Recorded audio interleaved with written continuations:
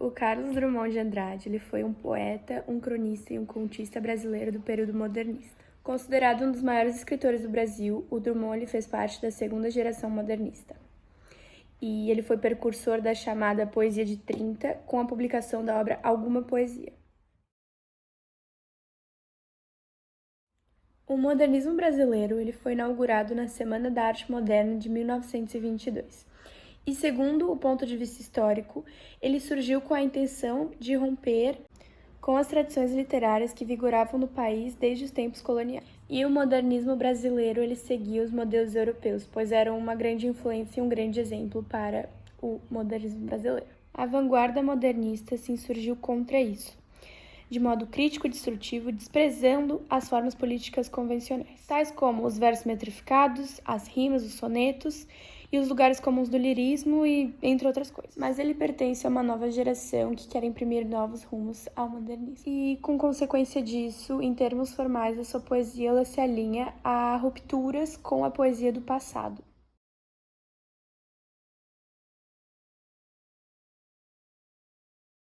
E como eu mencionei antes, o Carlos Drummond de Andrade ele foi precursor à poesia de 30.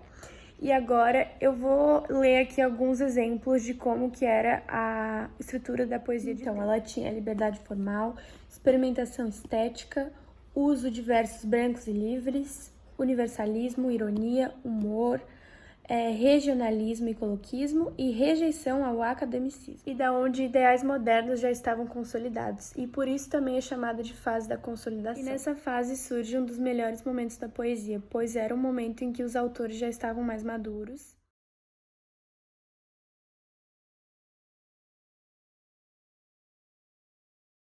Sim, ela tem uma grande abrangência de temáticas, como social, histórica, cultural, religiosa e etc.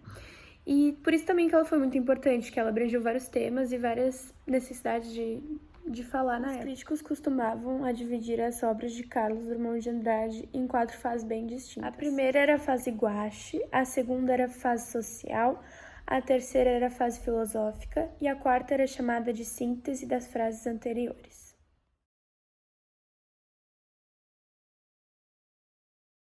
Eu botei aqui uma das poesias da obra Alguma Poesia de Carlos Drummond, que eu gosto bastante.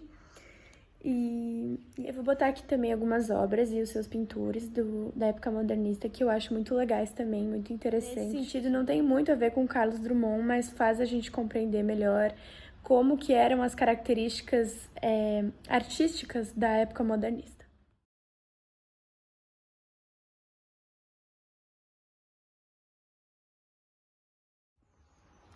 Em seus poemas, Drummond desenvolve uma reflexão de caráter existencial, questionando a posição de um indivíduo no mundo que se tornava cada vez mais artificial e tecnológico, assolado por guerras e pelo surgimento de armas como bomba atômica. Nesse sentido, ele deu a densidade e universalidade à poesia moderna brasileira. Além disso, sua obra abrange uma multiplicidade de temas e de situações do cotidiano, que o poeta apresenta por meio do filtro da sua subjetividade. As circunstâncias ou a ausência delas são recriadas em poesias, mas sempre de maneira inesperada, como se o autor conseguisse extrair certa beleza melancólica das coisas mais improváveis e dos fatos mais banais. Ao mesmo tempo, seus poemas não deixam de apresentar um certo desencanto com a vida, traduzindo sob a forma de humor e ironia, mostrando que a existência humana oscila entre tragédia e comédia.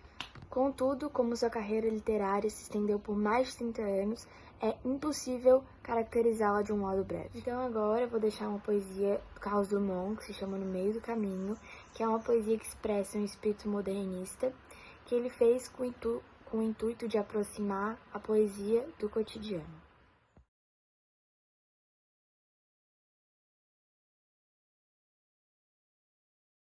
Drummond foi um escritor extremamente versátil que, em termos de conteúdo, acompanhou os problemas individuais e sociais que sua época lhe apresentou, mostrando por uma perspectiva humana e pessoal, que a mantém sempre atual. Afinal, desatividade são temas universais, por exemplo, a complexidade do indivíduo diante de um mundo quase sempre hostil. Seus sentimentos pelas pessoas e pelas coisas, o amor, a solidão e a morte. Em termos de linguagem, Drummond escreveu em versos livres, sem preocupação com métrica e rima, manejando o idioma português com elegância e precisão. O estilo é ao mesmo tempo sofisticado e simples ou até mesmo popular. Poemas alinhados com a vanguarda modernista. Também compôs textos que se enquadram no concretismo. Abordou temas do cotidiano, também os deixou de lado para atingir questionamentos fisiológicos ou reflexões metalinguísticas. Reflexões que muitas vezes estão expressas numa simples quadrinha ou a mesmo num soneto, mas que têm a profundidade de um tratado de metafísica ou estética.